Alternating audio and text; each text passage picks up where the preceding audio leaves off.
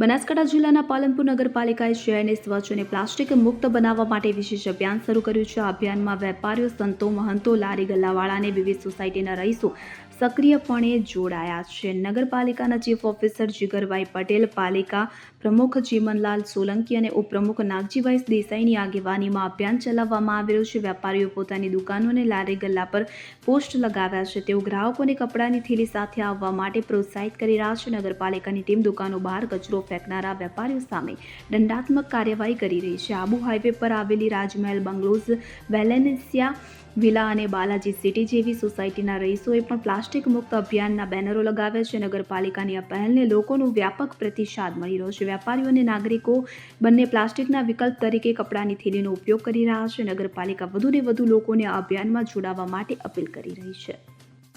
Bureau report CN24 news. હવે જુઓ દેશ દુનિયાની તમામ ખબરો તમારી આંગળીના ટેરવે.